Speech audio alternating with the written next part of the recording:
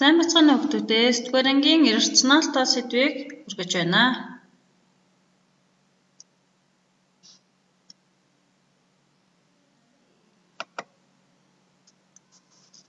Хүснэгтийг нөхөж бичээрэй.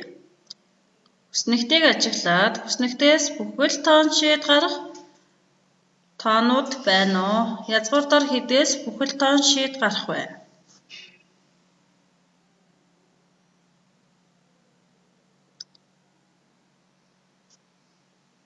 За язгуурдаар 1-ээс 1 гардаг бол язгуурдаар 4-өөс 2 гарна. Язгуурдаар 9-өөс 3 гэсэн бүхэл тоон шийд гарч байна. За язгуурдаар 2, 3, язгуурдаар 5, 6, 7, 8, 10 эдгээр тоонуудаас хэд гэсэн шийдүүд гарах вэ? Эдгээрийг тооны машин ашиглан бүгдээрээ бодож үзцгээе. За язгуурдаар 2. Язгуурдаар 2-оос 1 бүхэлтэй. За ийм хариу тоо гарч байна. Гарсан тоог 10-ны наривчлалтайгаар авахад 1.4. За язгуурдаар 3-ыг тооны машин ашиглан шийдэг болоход 1.7. За энэ олон орондоо гарч байгаа учраас 0.10-ны наривчлалтайгаар шийдийг авлаа. За шийдүүдийг ажиглаж үзье. Язгуурдаар 1-ийн шийд 1, язгуурдаар 4-ийн шийд 2 гарч байсан бол 2, 3-ийн шийд нь 1.4, 1.7 гарч байна. Эндээс ажиглаж харахад 1-ээс их 2-оос бага тоонууд шийд болж гарч байна. За цааш нь үргэлжлүүлэн ажиглацгаая. За язгуурдаар 5-ыг авч үзье. Язгуурдаар 5 10-ны наривчлалаар авахад 2.2 гарч байна. Язгуурдаар 6-аас 2.4 гарч байна. Язгуурын дараа 7-оос 2.6 гарч байна. Язгуурдаар 8-аас 2.8 гарч байна. Эдгээрийг ажиглаж харахад эдгээрийн шийд хэдээс хэд гэсэн бүхэл тооны хооронд оршиж байна вэ? За язгуурдаар 4-ийн шийд 2. За 8-ын дараагийн тоолох язгуурдаар 9-ийн шийд 3 байгаа учраас энэ хоёрын хооронд оршиж байх бүх тоонуудаас квадрат язгуур гарахад 2-оос 3-ийн хооронд орших баталгаа тоонууд гарч байна. Язгуурдаар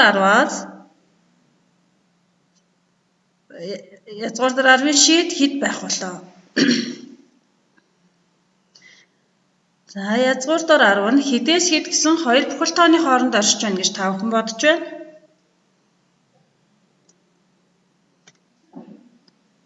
За бага тоон 3, их тоон 4 гэсэн 2 дараалсан бүхэл тооны хооронд оршиж байна.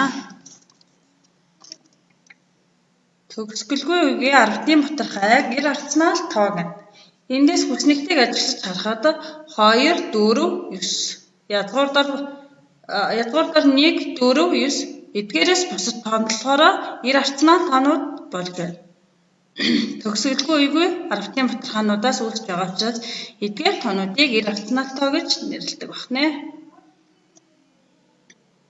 За би дараах тоонууд ямар хоёр дараалсан бүхэл тооны хооронд оршиж байна вэ? За эдгээрийг хэрхэн бодох вэ гэхээр саяны 10-ыг бодсонтой яг ижил аргаар бодно. 27-тэй хамгийн ойр ямар нэгэн тооны квадрат зэрэг болдог тоо хэд байх вэ? За 25 байна тийм ээ. 25 маань 5-ын квадрат учраас 25-аас язгуур гаргахаар 5. Их тоон 36. 36-аас язгуур гаргахаар 6 буюу 5, 6 гэсэн 2 бүхэл тооны хооронд язгуурдаар 27 гэдэг тоо маань орших юм байна. За язгуурдаар 40. Үүнээс язгуур гаргахад хэд гэсэн бүхэл тооны хооронд орших бодохдоо мөн 40-оос бага тоо болох 36-г сонгож авъя.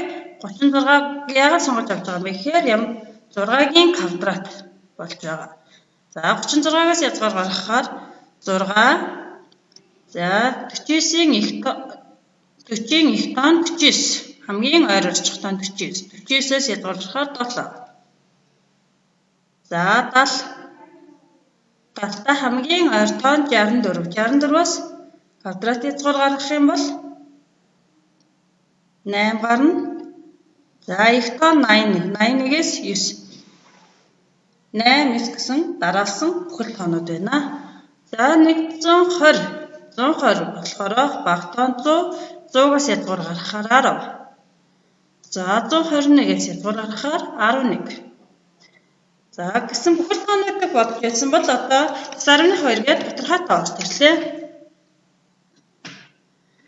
9.2-т ойр хамгийн ойр ямар нэгэн тооныг квадраталдаг тоо бол 9 байна. 9-өөс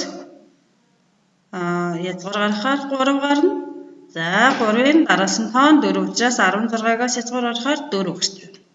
За 0.2. За t-ийн квадрат. T-г 1-ийн квадратны үдсээс 1-ээс язгаар гаргахаар 1 гарч байна. За анхааралтай ажиллаад дараах дасгалыг бие даанг үздэгээрэй. Анхаарал хандуулсанд баярлалаа.